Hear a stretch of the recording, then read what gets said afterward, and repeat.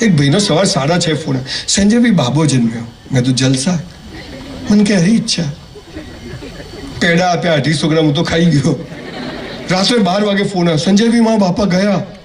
મેં તો હરી ઈચ્છા. મને કે શું યાર, તમે બી કે નોમિનેશન બાકી હતું, બોલો. અને બાપા મરે એની ચિંતા નથી હરામીને.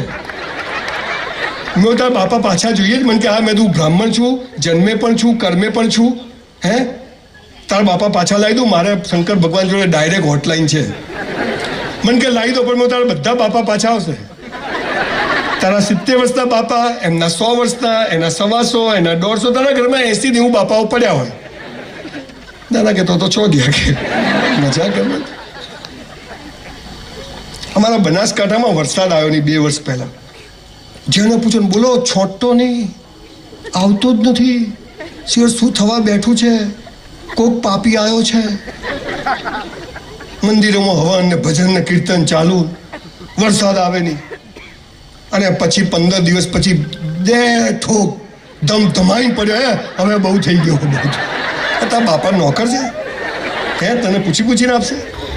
શું ખાવ? સાહેબ તમે જુઓ, ક્યારે વરસાદ આવી જાય, ક્યારે તડકો આવી જાય, ક્યારે છાંયડો આવી જાય. હે, ઈશ્વર આપણા જીવનમાં પણ આવું કરી શકે છે, પણ એની જે પાયાની વાતો છે એ આપણને ખબર નથી. અને ખબર છે પણ કરતા નથી, અને એટલે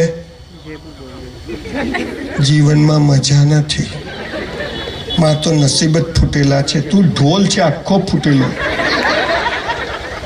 નસીબ બસીબ તંબુરો હોતું નથી બોસ, એને બનાવવું પડે છે. 5 વાતો આજે તમને કહીને જઉં છું સાહેબ. યોગ્ય લાગે તો ફરીથી બોલાવજો.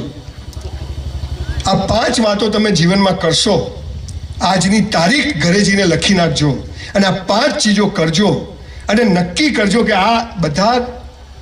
જુઓ, આપણે મુકેશભાઈ અંબાણી અને અનિલભાઈ અંબાણીના રૂપિયાનો ભાગ પાડ્યો. તમે બધા હતા? બેને સરખા આપ્યા હતા કે નહીં? મુકેશભાઈને અનિલભાઈને આપણે સરખા આપ્યા હતા ને? આ મુકેશભાઈને જલસા છે, અનિલભાઈને હમણાં તકલીફ છે.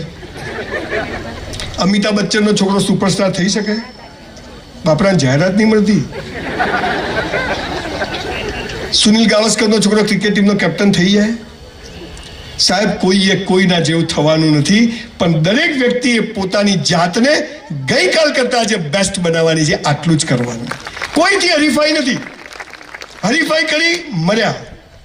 તો હરીફાઈ ન થાય એવું કેવી રીતે જીવવું, એ વાત હું તમને કહેવાયો છું. 5000 પુસ્તકોનો સાર કહેવાયો છું.